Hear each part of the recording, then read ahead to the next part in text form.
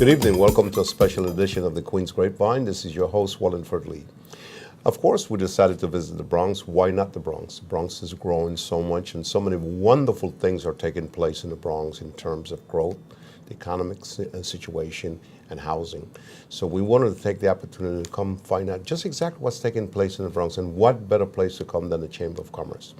We have had the opportunity to talk by phone with the president of the Chamber of Commerce, and now we have the opportunity to have him as our special guest. It gives us a great deal of pleasure and, of course, of satisfaction to have Mr. Lenny Caro on board on the Queen's Grapevine. Welcome to our program. Well, thank you, and welcome to the Bronx. Well, it's good to be here. We heard so many wonderful things about you, about the Chamber of Commerce.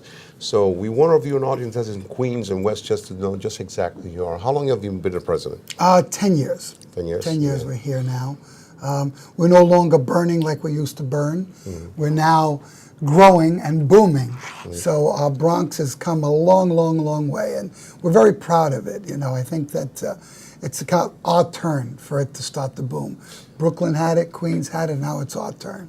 Well, it's about time, because those of us who might have a little age on us might remember the 70s that the Bronx went through a real tough time, but we must give the leaders in the Bronx, such as Carrion, Lenny, and those that have passed through here, the credit to bring the Bronx back, because it's a place that everyone wants to come to the Bronx. If my memory serves me right, you have more than 1 million people living in the Bronx, more or less. Yeah, we have exactly 1.4 million in the Bronx presently, and you know, it's important for the growth of the Bronx, because then we get the jobs coming to the Bronx. Sure. So, I mean, presently, I'm sure you've heard about the new Macy's that's being built here in the Donald. Yes. And the Macy's is the first Macy's since 1996 that Macy's has ever built. So think about it. They've not picked any other borough. They're building here in the Bronx. Well, that says a lot for the Bronx also. Absolutely. And what it will do for the job market and the economy also. And the fact is that we'll have 2 Macy's in the Bronx, which very few boroughs have 2 anchor stores like that. Among the new Donald Trump golf course that's coming along, and right here at our corporate headquarters, we're building the first Marriott hotel ever built in the Bronx. Well, that's interesting. I read in the newspapers that at first there was some stumbling blocks in the middle of getting married here. Is that clear now? Oh, no, I don't think there really was. Maybe there's some confusion. Mm-hmm. This is done by private money. Okay. So there's no city money involved in this. The developers of the Hutch Metro Center are licensed and got the opportunity to build this. So it's a great facility that's going to happen here, as well as on the same 42 acres, my corporate headquarters, we're building a new 911 call center. Wow. That's being this large building at the end of our complex. And also, Montefiore Hospital is building a 9-story medical facility on the grounds. Wow. So a lot of dynamic and very important things are taking place, and we're extremely excited about that, because our background is Queens and Long Island, and Queens is like a beautiful multicultural, Sure. But the truth of the matter is that the Bronx is coming, and we hear nothing but good news. So knowing about the Marriott coming, knowing about these type of things, and all it can do is open up more bigger and better doors for the Bronx. Absolutely. Talking about culture, I mean, we have greatest cultures here. We've got the great Bronx Zoo, one of the largest zoos around, the Botanical Gardens. And I think the things that we don't realize that even in the arts, we have one of the largest venues for Lehman Performing Arts, where the Latin market plays, you know, Robert Goulet, Smokey Robinson's appeared at. So we have so many diverse people here that we have the opportunity to give back to them. Well, that's great. When we talk about the population of Bronx, we know for a fact that the Bronx is known as El Condado de la Salsa. Yes. And one of the main reasons for that is that those of you might not know that most of the salsa singers, and Cuban singers, actually live in the Bronx and wanted to be in the Bronx. So tell us a little bit about the demographic of the Bronx. We know for a while that in terms of Latino population, the biggest Latino Puerto Rican population was in the Bronx. Now we don't see that anymore. Can you kind of walk Well, us I think it's now called Hispanic. Okay. And the Hispanic in the Bronx is about 65%. Right. Then you have a number of different other cultures that have it, but we still dominate the market here. Over 65% of it is Hispanic. So, which is great, because if you've noticed now, you've got a great Latin food restaurants opening. We have the new Havana Cafe recently. It's a great Cuban restaurant locally. And doing good too. Yeah, and you know, Babalu's and Sopritos. These are all places that have recently opened up, and they're doing phenomenal, and they're doing a great job about it. So it's important that we're able to do all kinds of cultures because we have the versatility of that. Well, one of the most important things, which just brings us back to what we have always talked about in the Queen's Grapevine, the multicultural society, that we need to understand that now. This is not America in the 30s and 40s, you know. There are people from different ethnic background, and there's a big inclusion. And one of these major and big inclusion is the Bronx. So, in other words, it's still continue to be Latino, 65% Latino. When we talk about housing, what is going up in the Bronx in terms of housing? Well, just to give you a quick scenario, over on 137th Street and 3rd Avenue, it was built the first environmental apartment in the United States, all built certified, green. Now, it's never been built before. I lost the count of how many units were built there, but the first building in the United States that got stamped LEED certified in the Bronx. And that's a great accomplishment, you know. It's close to Yankee Stadium, which is our other great story, the Yankee Stadium, the Yankees, you know, giving back. And not every borough has a stadium like this.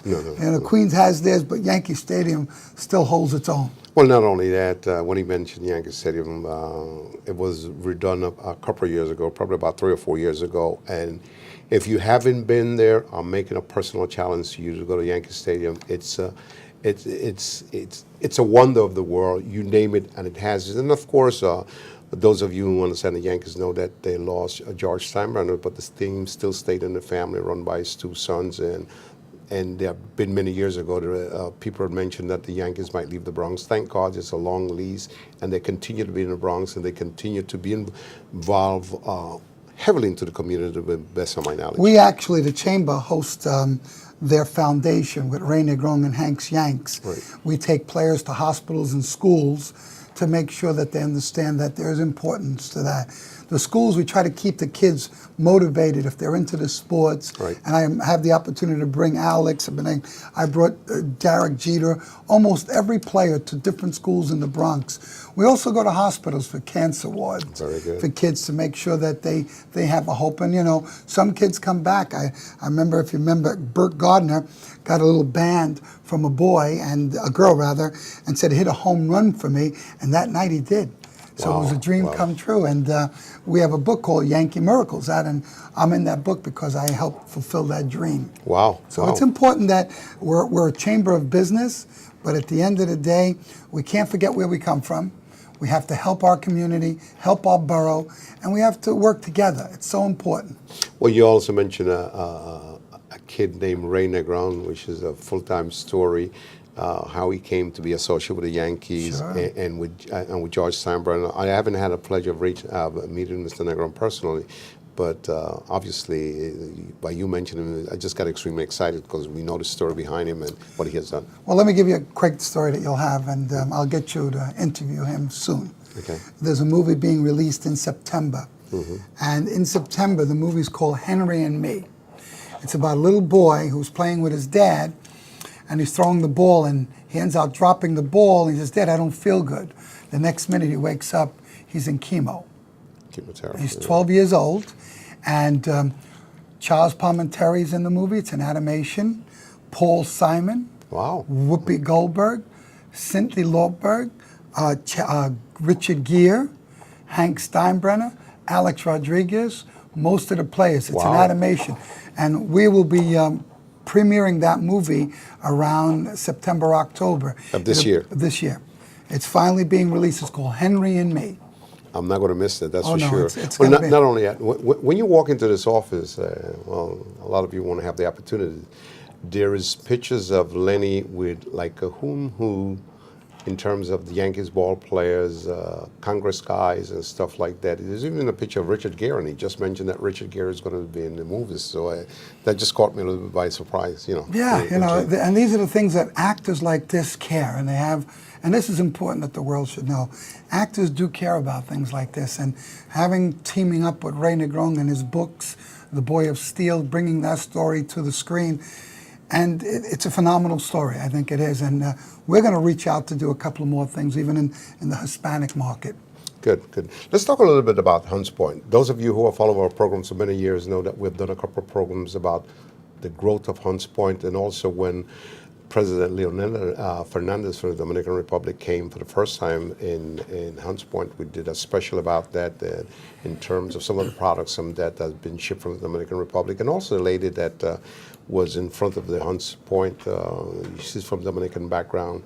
Josefina Fonte. Josefina Fonte. She's been on our program a couple of times. Tell us a little bit about Hunts Point in terms of growth, in terms of what it has done for the community when it comes to jobs for people to live in the Bronx. Well, let's take Budweiser. Budweiser has a 200,000 square facility there. So it's been able to create jobs for those people alone. And just think about it. This is a Fortune 500 company based in the Bronx. Wow. And then when you think about the meat market alone in the Hunts Point, they employ over 5,000 employed people. 80% of them are from the Bronx. So that's a great thing to have. And the entire produce market, it's still a viable situation. I believe the governor and the mayor is looking to keep them here, so we're helping fund some new programs. I think it's a positive thing. So Hunts Point, it's not what it used to be. No question about it. When he talks about Hunts Point not being what it used to be, many years ago, the Hunts Point area after dark was a bit of a zoo with prostitution and stuff like that there. I make a special challenge to you to come to the Bronx and go to Hunts Point. It's a very nice area, and the commitment of the board of directors out there, the community board, the neighborhood and stuff like that. The Hunts Point is not the Hunts Point that we knew in the 70s. It's for real, and it's a food area that big distribution to most of the food that we get in New York City, if my memory is right. Yeah. You're right. I mean, and overall, I mean, when you look at everything that's happening, I don't know if you just heard about it, but there's a company called Paragon. They just bought the Whitestone Theater.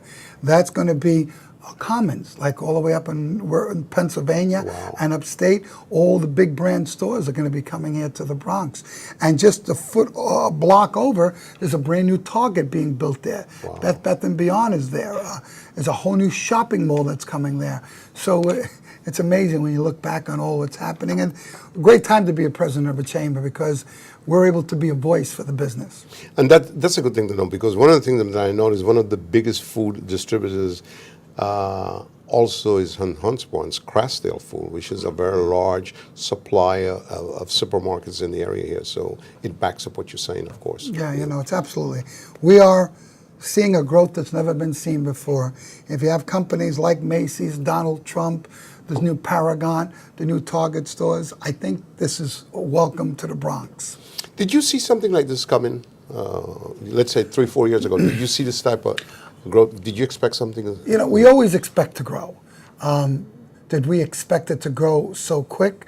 I think the opportunity for investors that are real estate people, seen their investment here grow and then came back.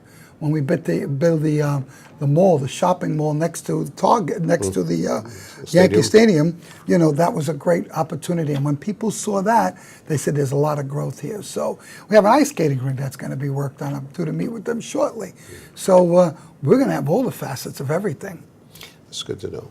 When we get back on the Queen's Grapevine, we'll continue talking to the president of the Chamber of Commerce about the wonderful things that have taken place in the Bronx and continue to take place, and what the future holds. We want to talk a little bit about small business, the growth of small business in the area. And again, the Bronx is happening. So we'll be right back on the Queen's Grapevine as we continue forging ahead, talking about the beautiful things that are taking place right here in the Bronx, New York. Located at 1 East 161st Street in the Bronx is the new home of the World Championship New York Yankees. Occupying their original home from 1923 to 2008, the original stadium was known as the house that Ruth built, due to the ability and popularity of Babe Ruth, who was traded by the Red Sox. This new stadium was completed in 2009 at a cost of over $1.5 billion. The Yanks won their first game here, as well as the World Series that year, just like they did at the opening year of their original stadium in 1923. This stadium features a New York Yankee steakhouse and Hard Rock Cafe featuring Yankee memorabilia like this Yankee-signed pinstripe guitar used to announce the partnership between Hard Rock and the stadium. You can see the signatures of Bernie Williams, A-Rod, David Cohn, Ron Bloomberg, Mel Stottlemyre, Horace Clarke, and many others. In addition is this custom Telecaster guitar with Yankee logo played and signed by Bernie Williams during the grand opening of the Yankee Hard Rock in April of 2009. Heading into the stadium from the cafe, we proceed directly to an area dedicated to Yankee baseball history located on the main level of Gate 6. Here you see a tribute to Mickey Mantle, number 7, and his signed Yankee team jersey and bronzed outfielder's glove. Passing hundreds of Yankee-signed baseballs, you see a tribute to Don Larson's perfect game in the 1956 World Series, with a commemorative home plate in the floor and statues of Larson pitching to Yogi Berra. Next is a tribute to legends Babe Ruth and Lou Gehrig. Here are two of Babe Ruth's bats. The one on top is from his first home run in 1923, and the one on the bottom is a bat he carved notches in each time he hit a home run. In addition to World Series trophies and a tribute to former owner George Steinbrenner, there are items belonging to Thurman Munson and his actual locker, which has remained as a memorial since he passed in a plane crash in 1979. We next head to Monument Park, where we see retired numbers honoring distinguished members of the New York Yankees. The Yankees have retired 15 numbers for 16 players, the most in Major League Baseball. We also see the 3 original monuments to Lou Gehrig, Babe Ruth, and Miller Huggins. One can imagine the impact of hearing Lou Gehrig's farewell speech after his diagnosis with ALS. I consider myself the luckiest man on the face of the earth. That I might have been given a bad break, but I've got an awful lot to live for. Thank you. We also see plaques for the papal masses celebrated at the original stadium by Pope Paul VI in 1965, John Paul II in 1979, and Benedict in 2008. There is also a plaque dedicated to the rescue workers of the September 11, 2001 attack. As we finish our tour, we enter the Yankee dugout, where we think about the present sports stars and future legends that will be made here. We also look out over the playing field and think about how lucky we are to have such a great sports franchise right here in New York City. I hope you've enjoyed this visit to the Bronx's Yankee Stadium.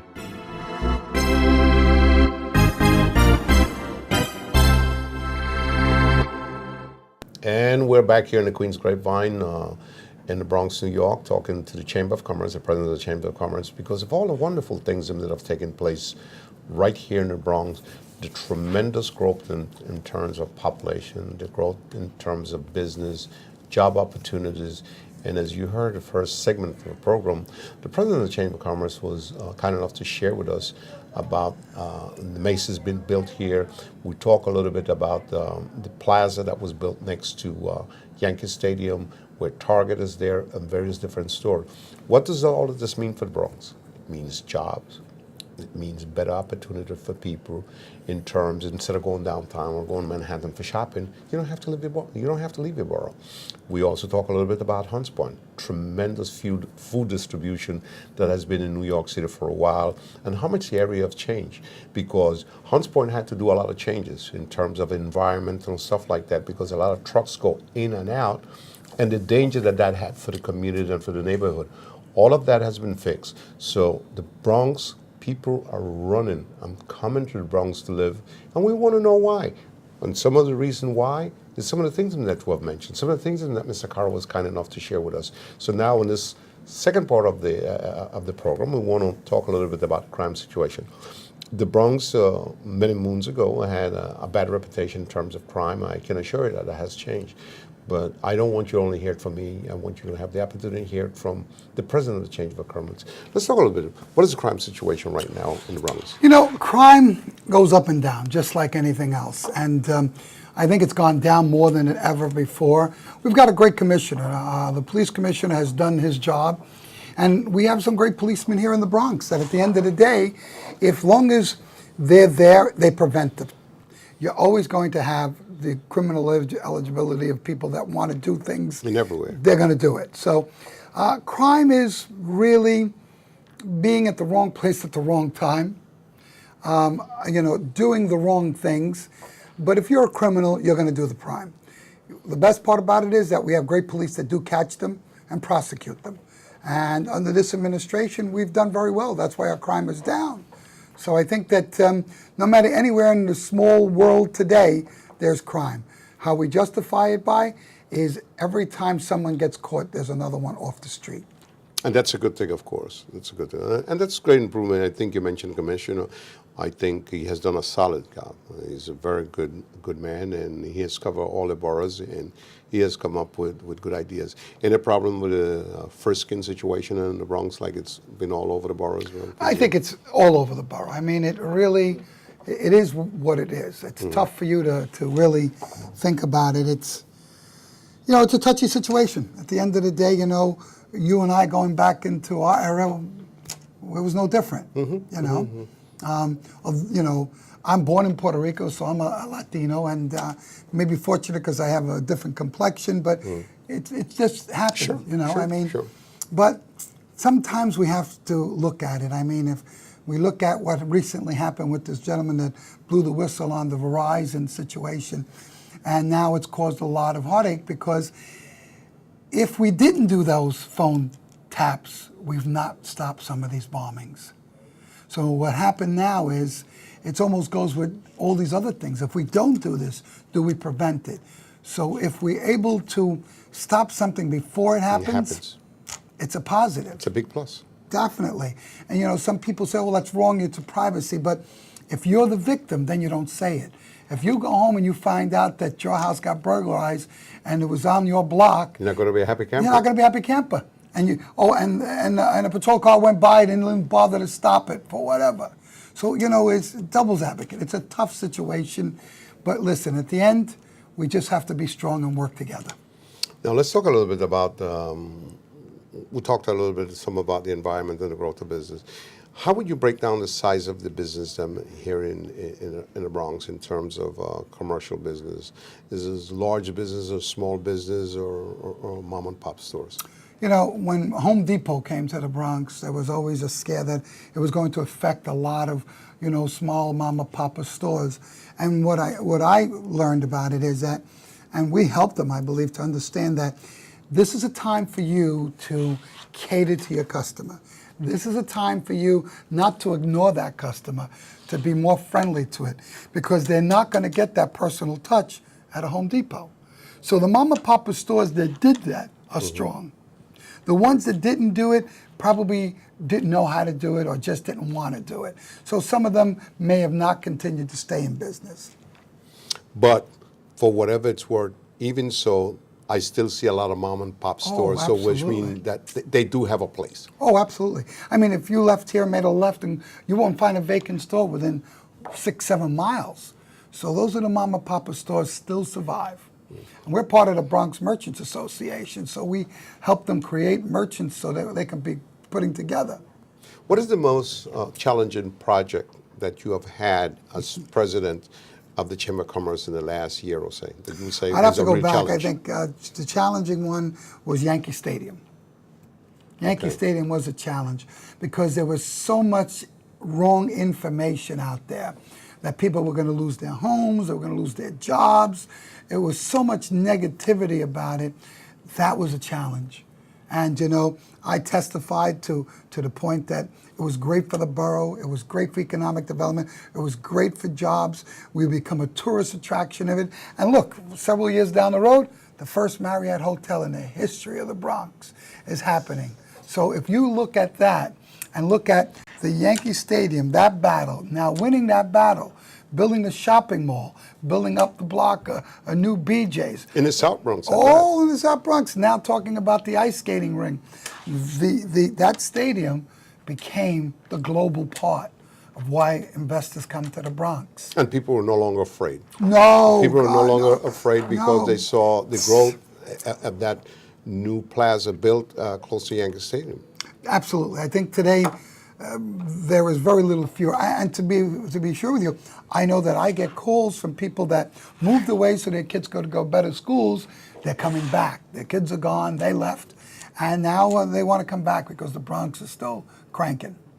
Well, like I said, when we started the program, I could remember in the 70s, Howard Cosell, the Bronx is burning, ladies and gentlemen. And now when you look at it, you see the amount of homes going up in the Bronx. You see all the different developments, and you've seen the jobs, and you've seen people talking about wanted to move to the Bronx. Well, one of the biggest population I know that have moved into the Bronx, and I want to share that with you, and I'm quite sure you sure know, is the Dominican population. Absolutely. Yeah. How large a population do you have in terms of Dominican in the Don't know the Bronx? exact numbers. Know that they're very strong. They work very well together. They're very hardworking people. That's important. As a matter of fact, I think Dominican Heritage is coming up this month, I Yes. think on the 18th. Yes. And so I think that that's important that we let that be known. But you know what?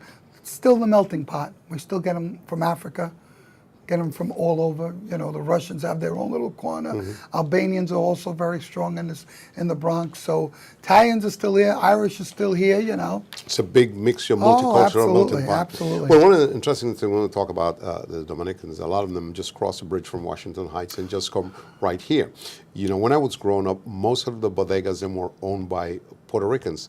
Now it seems like most of the bodegas today are owned by Dominican, and you know we work with a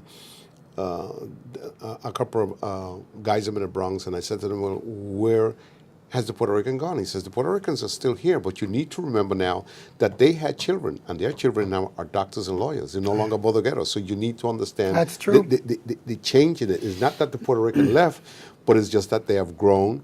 Their kids have grown, gotten bigger, and some of them live in West Systems and live in Bronx. So now the Dominican comes in, and they take over the bodegas, and they're doing good. What type of reception have they had coming in as bodegas? Oh, I think it's been great. You know, I've been fortunate to travel to the Dominican Republic and going with some of the contingencies of delegates from here. They've done phenomenal. They really do. And they're very well educated, and they are graduating from college, and they're staying and doing what they can. And I've actually had the opportunity of meeting kids that recently, within the past 5 years, came there, studied, and became valedictorians in their schools. And that's nice to hear. And we have a scholarship fund that we help, and we did give several scholarships to those kids. Well, that's good to know, because it shows the involvement and the commitment of the Dominicans in moving in this area, and also doing well and being hardworking people, as Lenny just mentioned, and people who are trying to better themselves. You also mentioned Africans. We know it's like a small little pockets around 167th Street. You go around, you'll see different African stores and stuff like that. What kind of receivement have they been in the community? Don't know much about it, so I can't really comment. I think that they become strong. They actually have one individual that's running for a city councilman. Wow. So that's to show you how united they stood. And I believe up in the South Bronx, all the way up around 167th Street, he's actually getting petitions to run for a city council job. Very interesting. You know, just like we've always said, only in America. That's if you right. work hard, the opportunities are there, and stuff like that. Well, we have approximately two minutes left in our program. Is there any message that you'd like to, A, give to our viewing audience, and two, any major project that you have in the forefront going forward, or where would you like to see the Chamber of Commerce in terms of population and growth in the next 2 or 3 years? Well, the growth, I think, is already doing very well, the Chamber, and I believe this year will grow more than ever due to the fact that we've got close to $2 billion coming into the Bronx. Wow. With new businesses, with new companies, and thinking about these Fortune 500 companies, the golf courses, the Macy's, the ice skating ring, the new Paramount outlet. These things are going to be a positive thing for the Bronx, and we, as an advocate for business and the voice of Bronx business, I think is the Bronx is open for business. Come and be a part of it. I could have not said it better. And based on those positive notes, I want to take this opportunity on behalf of the family of the Grapevine to tell you thank you so much for being our special guest. Thank you for coming to the Bronx. Welcome. And for sharing all this information with us. And we look forward to working with you down again in the future. Good. Thank you. Thank you for being here. Thanks. And again, this is Wallingford Lee saying to you that a lot of exciting and great and positive things are taking place in the Bronx. Don't be afraid. Come on up. You might even have the opportunity to live here if you come up here, because it's a great place to be. And again, this is Wallingford Lee saying good night for the Queen's Grapevine, and thank you for watching our program. Hope to see you next week at the same place at the same time. Good night.